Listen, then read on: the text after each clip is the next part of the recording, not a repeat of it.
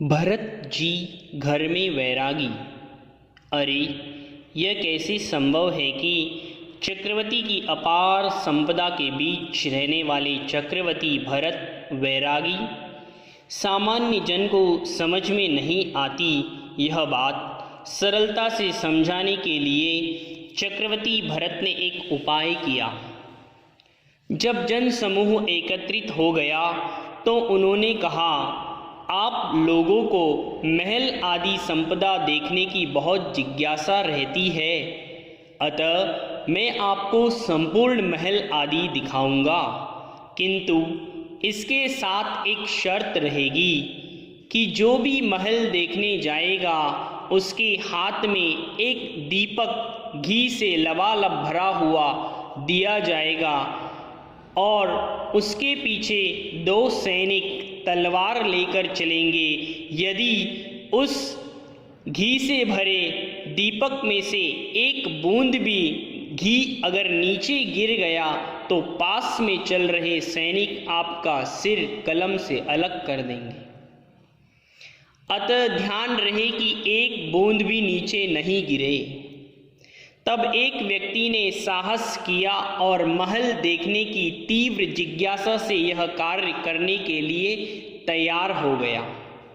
शर्त के अनुसार वह लबालब घी से भरे हुए दीपक को हाथ में लेकर आसपास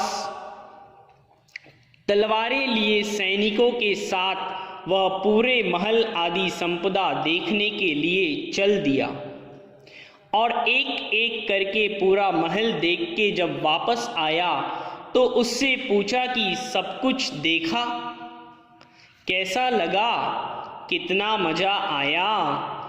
चक्रवर्ती भरत की यह बात सुनकर वह व्यक्ति सिर नीचे किए हुए बोला, हे राजन, क्षमा करें, मुझे सब कुछ समझ में आ गया। सच बात तो यह है कि मैंने पूरे राजमहल में घूमकर भी कुछ नहीं देखा। मेरी दृष्टि एकमात्र घी से भरे हुए दीपक पर रही, क्योंकि मुझे अपनी जान प्यारी थी।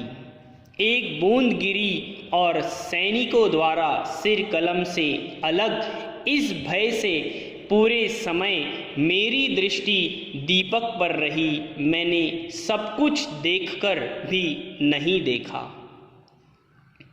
इस प्रकार चक्रवर्ती भरत भी चक्रवर्ती की अपार संपदा के बीच रहते हुए भी उनकी दृष्टि तो एकमात्र निज चैतन्य तत्व पर रहती है। पुण्य के फल से मिले हुए बाह्य विशाल वैभव में ज्ञानी अपने स्वरूप दृष्टि को एक समय भी छोड़ते नहीं हैं और एक परमाणु को भी अपना स्वरूप मानते नहीं। इसीलिए अल्प समय में समस्त बाह्य जड़ वैभव को सड़े हुए तिनके के समान जानकर छोड़ देते हैं और अपने अनंत गुणों के शाश्वत वैभव को अपनी दशा में प्रकट करके अनंत काल तक सुखी हो जाते हैं।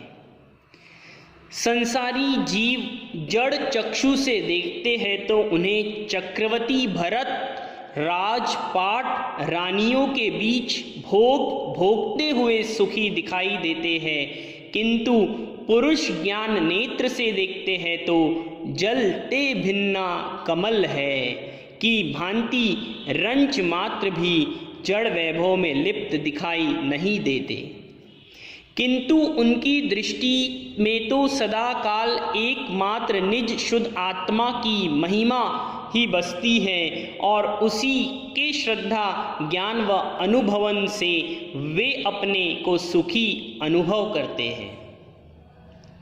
वस्त्र उतारते ही एक अंतर मुहूर्त में केवल ज्ञान प्राप्त कर लेना यह कोई सामान्य बात नहीं है, अपूर्व महान अंतर्मुखी पुरुषार्थ है। निश्चित ही गृहस्थ दशा में अपूर्व आत्म भावना का पुरुषार्थ चलता होगा और वहीं बढ़ते बढ़ते केवल ज्ञान तक पहुंच जाता है। धन्य है चक्रवर्ती भरत, धन्य है उनका वैराग्य और धन्य है उनका सम्यक पुरुषार्थ। ऐसा ही सम्यक पुरुषार्थ हमारे और आपके जीवन में आए